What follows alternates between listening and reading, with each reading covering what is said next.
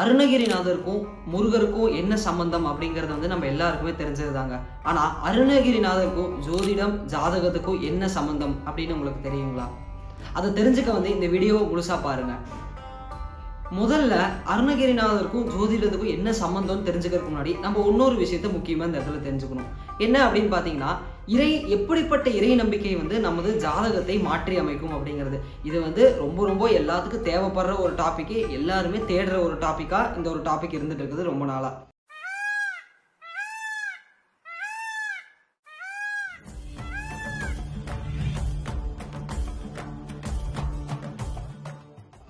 இப்போ நம்ம எல்லாருமே வந்து எல்லாத்துக்குமே வந்து ஒரு நல்ல நேரம் அப்படிங்கிறது இருக்கும், ஒரு கஷ்ட காலம் அப்படிங்கிறது இருக்கும். நல்ல நேரம் அப்படின்னு வரும்போது வந்து நம்மளோட வாழ்க்கை வந்து வசந்த காலமாக இருக்கனால நம்ம எல்லாரும் என்ன பண்ணுவோம்னா ஜாலியாக இருப்போம். நமக்கு என்ன எல்லாம் நல்லா போகுதுப்பா அப்படின்னு. அப்போ தான் வந்து திடீர்னு வந்து நமக்கு ஒரு ஷிஃப்ட் மாறும். அப்போ என்னன்னா வந்து ஒரு கஷ்ட காலத்துக்குள்ளே போவோம். அந்த ஒரு தசா புத்திகள் 6, 8 அப்படிங்கிற தசா புத்திகள் வரும்போதும் சரி, இல்லைன்னா பகை கிரகங்களோட அந்த ஒரு ஆதிக்கம் நம்ம மேலே செலுத்த ஆரம்பிக்கும் போதும் சரி, நம்ம என்ன பண்ணுவோம்னா வந்து கடுமையான துன்பங்களுக்கு வந்து நம்ம வந்து ஆளாவோங்க. இது எல்லாத்தோட லைஃப்லையுமே இது இருக்கிறது தான். இது வந்து மிகப்பெரிய பணக்காரனாக இருந்தாலும் சரி, மிகப்பெரிய ஏழையாக இருந்தாலும் சரி, சின்ன பையனாக இருந்தாலும் சரி, வயசில் மூத்தவங்களாக இருந்தாலும் சரி, யாருக்காக இருந்தாலுமே வந்து பார்த்தீங்கன்னா வந்து இந்த ஒரு நேரம் அப்படிங்கிறது வந்து வேலை செய்யும். அப்போ அந்த மாதிரி கஷ்டகாலம் வரும்போது நமக்கு என்ன, கூட இருக்கவங்களோட சண்டை வரலாம், இல்லை வந்து உடல்நல குறைவு வரலாம், இல்லைனா வந்து பிஸ்னஸில் லாஸ் ஆகிறது, இல்லை ஆக்சிடென்ட்ஸ் ஆகிறது. ஸோ இந்த மாதிரி எக்ஸட்ரா நிறையா வரும்.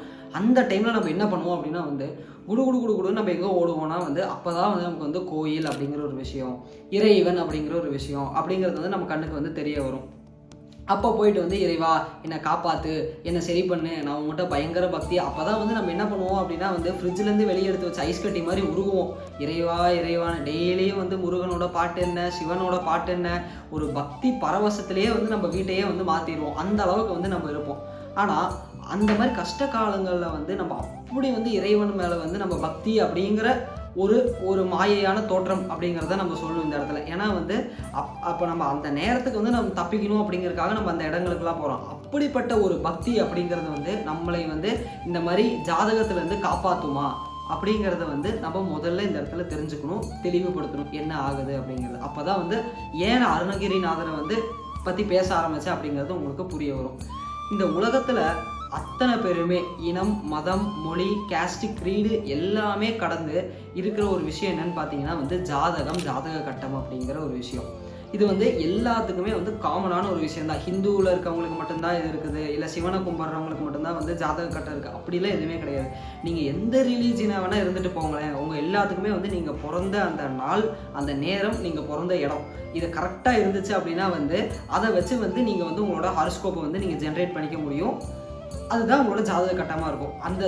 இதுக்கு பேரே வந்து பார்த்தீங்கன்னா ஜாதகம் அப்படின்னு வச்சுருப்பாங்க. ஏன் ஜாதகம் அப்படிங்கிற பேர் வச்சுருக்காங்க அப்படின்னா வந்து தமிழில் பார்த்தீங்கன்னா வந்து சாதகம், நமக்கு வந்து நம்மளோட வாழ்க்கையை வந்து சாதகமாக உருவாக்கி நமக்கு என்னென்னலாம் வந்து சாதகமாக இருக்கும் அப்படிங்கிறத பார்க்கறதுக்காக கொடுக்கப்பட்ட ஒரு ப்ளூ பிரிண்ட். இப்போ நீங்கள் ஒரு பெரிய அப்பார்ட்மெண்ட்டுக்குள்ளே போகிறீங்க அப்படின்னா வந்து ஒரு பெரிய இடத்துக்குள்ளே போகிறீங்கன்னா அங்கே என்ன வச்சுருப்பாங்கன்னா ஃபஸ்ட்டு போனோன்னே வந்து செக்யூரிட்டி கிட்ட வந்து ப்ளூ பிரிண்ட் வச்சுருப்பாங்க. இந்த அப்பார்ட்மெண்ட்டோட ப்ளூ பிரிண்ட், இப்படி போனீங்கன்னா இந்த இடம் இருக்குன்னு. அதே மாதிரி தாங்க நம்ம வாழ போகிற இந்த 100 வயது 120 வயசு காமனாக ஒரு மனுஷனோட வாழ்க்கை, அந்த வாழ்க்கைக்கான ஒரு ப்ளூ பிரிண்ட் தான் பார்த்தீங்கன்னா இந்த ஜாதகம் அப்படிங்கிற ஒரு விஷயம். இதில் வந்து எந்தெந்த நேரங்களில் நமக்கு எப்படி இருக்கும், என்னென்ன நடக்கும் அப்படிங்கிறது அதில் விதிக்கப்பட்டு தான் நம்ம இங்கே வந்திருக்கோம்.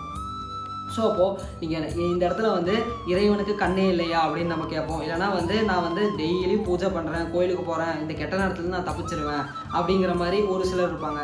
நீங்கள் இந்த பரிகாரம் செஞ்சால் போதும், இந்த கோள்களோட ஆதிக்கத்துலேருந்து நீங்கள் தப்பிச்சிடலாம், சனியோட ஆதிக்கத்துலேருந்து தப்பிச்சிடலாம், கேது ராகுகிட்டேருந்து தப்பிச்சிடலாம்பாங்க. கண்டிப்பாக தப்பிக்கவே முடியாதுங்க.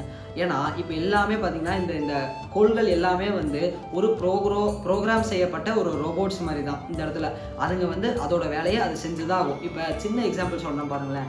இப்போ ஒரு மரத்தை வந்து நம்ம வெட்டுறோம். இந்த மரத்தை வெட்டும்போது ஒன்றும் அந்த மரம் இந்த பக்கம் விழுகணும், இல்லை அந்த பக்கம் விழுகணும், இந்த ரெண்டு பாசிபிலிட்டி தான் இருக்கும். ஸோ அதனால் வந்து நீங்கள் எப்படி வெட்டுறீங்க அப்படிங்கிறத காட்டி அந்த மரம் வந்து அப்படியே விழுகும். இப்போது இந்த பரிகாரம் அப்படிங்கிற ஒரு விஷயத்தை வந்து இவங்க எல்லாரும் எந்த மாதிரி பார்க்குறாங்கன்னா, நான் மரத்தை வெட்டிட்டேன் ஆனால் மரம் உழுகாமல் இருக்கணும் அப்படிங்கிறதுக்காக பரிகாரம் அப்படிங்கிற ஒரு விஷயத்தை வந்து எல்லாருமே வந்து நாடி போகிறாங்க. வெட்டின மரம் உழுகாமல் இருக்கும்பா இந்த பரிகாரம் செஞ்சாங்க. அது எப்படிங்க ஒரு வெட்டப்பட்ட மரம் வந்து உழுகாமல் இருக்கும்? கண்டிப்பாக வந்து கிடையாது. ஏன்னா every action as an equivalent and opposite reaction அப்படிங்கிறது நம்ம எல்லாத்துக்குமே தெரிஞ்ச ஒரு விஷயம்தான். அதனால இந்த இடத்துல ஒரு செயல் இப்படி நடக்குது அப்படின்னா அதுக்கான விளைவு நமக்கு கொடுத்து தான் ஆகும். கோள்கள் வந்து நம்மளோட ஜாதக அமைப்பில் இருக்கிற மாதிரி ஒவ்வொரு நேரங்களுக்கும் ஒவ்வொரு தசா புத்திகள் மாறும்போது கண்டிப்பாக வந்து அதுக்கான அந்த விளைவை வந்து நம்ம கொடுத்துட்டு தான் போகுமே தவிர என்றைக்குமே வந்து நிப்பாட்டிட்டு போகாது. அப்புறம் எதுக்கு வந்து இறை வழிபாடுகள் இருக்குது, எதுக்கு வந்து இந்த மாதிரி பரிகாரங்கள் இருக்குது, இதெல்லாம் சரி பண்ணாதா அப்படின்னு கேட்டிங்கன்னா கண்டிப்பாக வந்து நடக்க போகிற பிரச்சனையை வந்து கண்டிப்பாக சரி பண்ணாது. இப்போ இதை வந்து இந்த பரிகாரங்களாகட்டும், இந்த கோயில்களுக்கு போகிறதாகட்டும், இல்லை கிரக தோஷங்களை கழிக்கிறது ஆகட்டும், இது எல்லாமே எப்படின்னா தலைக்கு வந்தது தலப்பாகையோட போச்சுன்னு நம்ம ஒரு ஊரில் ஒரு பழமொழி சொல்லுவாங்களே, அந்த மாதிரி தான் வந்து இப்போ உங்களுக்கு வந்து மிகப்பெரிய பிரச்சனை வரப்போகுதுன்னா அதோட வீரியம் கம்மியாகும். இதை விட இன்னும் தெளிவாக சொல்ல போகணும் அப்படின்னா வந்து உங்களுக்கு அந்த பிரச்சனையை தாங்கறதுக்கான மன வலிமையை வந்து இந்த கோயில்களும் பரிகாரங்களும் தருமே தவிர முற்றிலுமாக அந்த பிரச்சனை வந்து நம்ம அகற்றி வெளியே கொண்டு வருவோம்னா சத்தியமாக அது பண்ணாது. ஏன்னா நம்ம எல்லாரும் என்ன நினச்சிக்கிறோம், நம்ம கோயிலுக்கு போய் வேண்டுறோம், நம்மளோட பிரார்த்தனை எல்லாம் இறைவன் கேட்குறாரு அப்படிலாம் இல்லைங்க.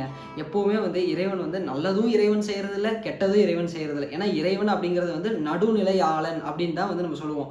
நம்ம திருவள்ளுவருமே வந்து திருக்குறளில் வந்து இதை பற்றின ஒரு அதிகாரமும் எழுதியிருப்பார், நடுவ நிலைமை அப்படின்ட்டு. ஸோ அதுலேயுமே வந்து நமக்கு தெரியும் இப்போ நம்ம தான் வந்து நல்லது கெட்டது மேலே கீழே அப்படின்லாம் வந்து நம்ம பயாஸ்டாக இருப்போம். ஆனால் இறைவன் அப்படிங்கிற ஒருத்தர் வந்து எப்போவுமே நியூட்ரலான ஸ்டேட் தான். நல்லது நடந்தாலும் அதுக்கு நான் பொறுப்பு இல்லை, கெட்டது நடந்தாலும் நான் பொறுப்பு இல்லை, நடக்க வேண்டியது கரெக்டாக நடக்குது. நம்ம கிருஷ்ணன் சொல்லுவார் இல்லைங்களா, எது நடந்ததோ அது நன்றாகவே நடக்கிறது, எது நடக்க போகிறதோ அதுவும் நன்றாகவே நடக்கும் அப்படிங்கிற மாதிரி எதெல்லாம் நடக்குதோ அது எல்லாமே நம்மளோட கர்ம வினை, நம்மளோட ஜாதகத்துக்கு அடிப்படையில் தான் நம்மளே வாங்கி கட்டிக்கிறோமே தவிர இறைவன் நமக்கு மேலே உட்காந்தோ இல்லை பக்கத்தில் இருந்தோ நமக்கு எதுவுமே வந்து செயல்படுத்துறது இல்லை அப்படிங்கிறத புரிஞ்சுக்கோங்க. இப்போ அதே மாதிரி பார்த்தீங்க அப்படின்னா வந்து அப்போ யாருக்கு வந்து இந்த ஜாதகம் அப்படிங்கிறது வந்து வேலை செய்யாமல் போகும் அப்படிங்கிறத முக்கியமாக இந்த இடத்துல வந்து நம்ம தெரிஞ்சுக்கணும். ஏன்னா இது வந்து நிறைய பேர் வந்து இப்போ வந்து நான் பரிகாரம் சொல்லித்தரேன், நீங்கள் வந்து திடீர்னு இந்த கோலை நீங்கள் ஆக்டிவேட் பண்ணலாம், Venus activation, Mars activation, Jupiter activation, என்னென்னமோ நிறைய வித்தியாசமாக வந்து வித்தைகள்லாம் பண்ணுறாங்க. ஆனால் உண்மையை சொல்ல போனால் இது எதுவுமே வேலைக்கு ஆகாதுங்கிறத இந்த இடத்துல வந்து தெரிஞ்சுக்கணும். உங்களால் எதையுமே வந்து ஆக்டிவேட் பண்ண முடியாது இந்த இடத்துல. ஏன்னா எல்லாமே வந்து நீங்கள் இப்படி தான் வாழணும் அப்படிங்கிறது விதிக்கப்பட்டு தான் நம்ம எல்லாருமே இங்கே வந்திருக்கோம். நம்ம தான் அதை சூஸ் பண்ணியுமே வந்திருக்கோம். அதனால வந்து நான் அதை போய் மாற்றுறேன், இதை போய் மாற்றுறேன், இவங்க வந்து இவ்வளோ பணம் கொடுத்தா இந்த பரிகாரம் கொடுத்து மாற்றி கொடுத்துருவாங்க, நிஜமாக தயவுசெய்து அதெல்லாம் நம்ப வேண்டாம். நீங்கள் அதுக்கான ஒரு சின்ன தூண்டுகோல் அப்படிங்கிறது தான் வந்து தருமே தவிர நம்மளால் வந்து முழுமையாக அதுலேருந்து வெளியே வர முடியுமான்னு கேட்டிங்கன்னா நிஜமாக முடியாதுங்கிறத தெரிஞ்சுக்கோங்க. நாள் என் செய்யும், வினைத்தான் என் செய்யும், என்னை நாடி வந்த கோள் என் செய்யும், கொடும் கூற்று என் செய்யும், குமரேசர் இரு தாளும் சிலம்பும் சதங்கையும் தண்டையும் சண்முகமும் தோளும் கடம்பும் எனக்கு முன்னே வந்து தோன்றிடனே. அருணகிரிநாதர் வந்து இப்படி பாடுறாருங்க இந்த பாடலை. நாள் என்ன செஞ்சிரும், என்ன நாடி வந்த வினை என்ன செஞ்சிரும், என்னை வந்து எனக்கு இருக்கிற கோள்கள், அதாவது இந்த ஜாதகம் என்னை என்ன செய்யும், எப்போ என்ன செய்யும், என்னை வந்து எதுவும் செய்ய முடியாதுன்னு எப்படி அவர் தைரியமாக சொல்கிறாருன்னா, முருகன் குமரேசர் என் முன்னே வந்து இருக்கும்போதே, என் கூட அவர் இருக்கிற போதே என்னை எதுவும் செய்யாது அப்படிங்கிறாரு. கொஞ்சம் யோசிச்சு பாருங்களேன். அருணகிரிநாதர் வந்து முருகன் அவருக்கு வந்து காட்சி கொடுத்து அவருக்கு வந்து அந்த ஒரு ஞானத்தை கொடுக்கறதுக்கு முன்னாடி அவர் இந்த மாதிரி பாடல்களை இயற்றி இருக்கிறாரா? நீங்கள் எந்த சித்தரை வேணாலும் எடுத்துக்கோங்க, எந்த மகான்கள், ஞானிகள், யோகிகள் யாராக வேணாலும் இருக்கட்டுமே, அவங்க யாருமே வந்து அவங்க தெளிவு பெறதுக்கு முன்னாடி இறைவனோட தரிசனம் வந்து அவங்களுக்கு கிடைக்கிறதுக்கு முன்னாடி வந்து நாள் என்ன செஞ்சிடும், கோள் என்ன செஞ்சிடும்னு யாருமே பேசியிருக்க மாட்டாங்க. இந்த இடத்துல ஒருத்தர் கூட பேசியிருக்க மாட்டாங்க. சரிங்களா? ஆனால் இப்போ நம்ம எல்லாரும் என்ன பண்ணுறோம் அப்படின்னா வந்து இவங்க எழுதின பாடல்களை படிச்சுட்டு திடீர்னு மனசில் வந்து ஒரு எந்தூசாசம் வந்துட்டு என்னை வந்து கோள்கள் எதுவும் செய்யாது, எனக்கு நாள்கள் வேலை செய்யாது, நான் ஆன்மீகத்துக்குள்ளே இருக்கிறேன். நம்ம வந்து ஒரு வருஷம் 2 வருஷம் தான் இருக்கும். ஆனால் அதுக்குள்ளே நம்ம என்ன சொல்லுவோம், எனக்கு இந்த ஜாதகம் ஜோதிடம் எதுவுமே வேலை செய்யாது, எல்லாமே வந்து இறைவன் பார்த்துப்பார், இறைவனில் எதையுமே பார்த்துக்க மாட்டார். அப்புறம் எதுக்கு உங்களுக்கு வந்து இந்த மாதிரி ஒரு கோள்கள் இந்த அமைப்புகள் இருக்கணும் அப்படின்னு வந்து நீங்கள் வந்திருப்பீங்க. என்னைக்கு நமக்குள்ள இறை தரிசனம் கிடைக்குதோ, என்னைக்கு இறைவன் நம்ம கூட பயணிக்க ஆரம்பிக்கிறாரோ அன்னைக்கு மட்டும்தான் உங்களோட ஜாதகமும் கோள்களும் டிஃப்யூஸ் ஆகுமே தவிர அது வரைக்கும் நீங்கள் என்ன வேணாலும் பண்ணுங்களேன். நான் தலைகளாக நின்று பரிகாரம் பண்ணுறதுனாலும் சரி, தண்ணிக்குள்ளே நின்று பண்ணுறதுனாலும் சரி, நீங்கள் என்ன பண்ணாலும் உங்களோட ஜாதகம் வந்து வலிமை இழக்காதுங்கிறத வந்து தெரிஞ்சுக்கோங்க இந்த இடத்துல.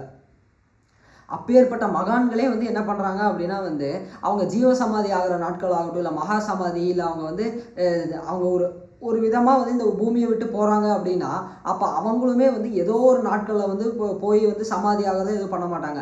அதுக்கான நாள் நேரம், எந்த நட்சத்திரம் வரணும், எந்த ஒரு நாளாக இருக்கணும், எந்த கோள்களோட அமைப்பு எப்படி இருக்கணும்னு பார்த்து தான் அவங்க வந்து ஜீவசமாதி ஆவாங்க. நீங்கள் வேணால் கொஞ்சம் வந்து எல்லாத்தையுமே வந்து கொஞ்சம் கவனிச்சு பாருங்களேன். இது வரைக்கும் ஜீவசமாதி ஆனவங்க எல்லாருமே பார்த்தீங்கன்னா, இப்போ உடல்நலம் சரியில்லாமல் இறந்து போனவங்கள நான் சொல்லலை.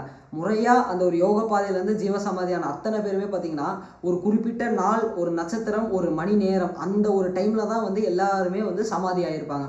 ஒரு சிலர் சொல்லிட்டு ஆவாங்க, ஒரு சிலர் வந்து சொல்லாமல் கரெக்டாக அந்த நாட்களில் ஆவாங்க. ஏன் அப்படின்னு பார்த்தீங்கன்னா, அப்போ தான் வந்து நம்ம அடுத்த ஒரு பரிணாமத்துக்கு போகிறக்கான அந்த ஒரு நிலைகள் அப்படிங்கிறது திறக்கப்படும்.